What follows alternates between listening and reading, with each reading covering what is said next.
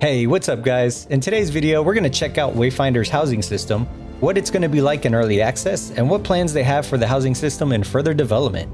In our last video, we took a closer look at seasons, the reward tower, and founders packs. So if you need any information on those features, check out that video, and if you enjoy the Wayfinder content, make sure to connect with me and subscribe.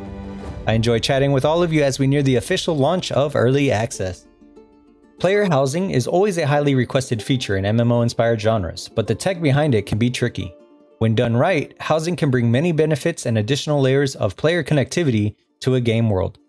Luckily for us, we have some great news regarding player housing in Wayfinder, so let's jump in. Housing in early access will feature an instanced apartment where you can place a wide mix of items and decorations. As it stands right now, you have the ability to freely move, rotate, and place items while using an adjustable grid. This is the first version of housing and will continue to expand over the course of development. You'll be able to use snapping features and even stack items such as books on a table or shelf, and there's a wide array of decorations under 4 main categories. The first category is decor, which includes things like furnishings, beds, tables, chairs, lighting, candles, and more. There isn't any power associated with these as they are purely cosmetic. Next, we have artifacts, which are special items that come with bonuses or power. Any items with power bonuses will always be earnable in-game and not sold on the shop. Most artifacts come from bosses and with a beneficial effect. You'll equip artifacts and similar to the Echo system, you'll have a cap. This cap for artifacts will be based on the size of your house. They showcased an artifact called the Grand Deceiver, and this rewards more gold from chests and other sources. You can swap artifacts even when you're not at your house, so depending on what content you're doing, you can pick artifacts that match. Some might be better for solo gameplay, while others would be more beneficial for groups. They look to be well designed with really neat animations.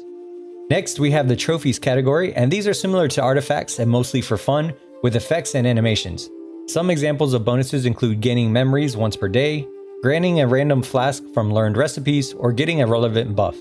The jukebox is another example in the trophy category, and will play music for your housing space. There are object and light limits that are most likely tied to the size of your house, and there are plans to add customization options to the floor, wallpapers, and more. Lastly, we have pets. Pets are currently limited to the housing space, but there are plans to have them follow you around both in and outside of your house. They will also be adding petting animations in the future. The entire housing system is in its first initial phase, with it being based around the instanced apartment. We were able to get insight into planned developments on housing, and there are some pretty cool additions in the future. The next phase of housing will include neighborhoods, where you would purchase a plot of land and pick your house. There will be many houses available, larger with exterior options, different room combinations, and allow you to pick houses next to your friends. You will be able to see and visit each other and work towards goals through neighborhood quests.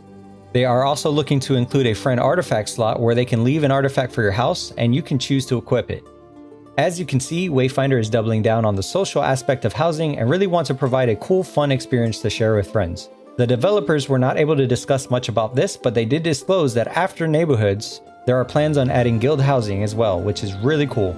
You can expect to earn new housing items with each season, as they will most likely be themed to certain in-game events or the general season theme. Overall, I think that this is a great start to the housing system and the benefits of player retention, and let's face it, additional ways for monetization purely off non-powered gameplay. The planned housing features sound exciting and would be great for building social atmospheres with even more layers of customization within the game. There's still much to learn, and I even have a few questions myself, such as how many players in a neighborhood? Can you set it to invite only, or is it always open? And will you be able to interact with furniture like sitting in chairs? All in all, time will tell, but it's off to a great start. I'd love to know your thoughts on the housing system, so let me know in the comments. And as always, thank you so much for watching. Don't forget to subscribe for more Wayfinder content, and I'll see you in the next one.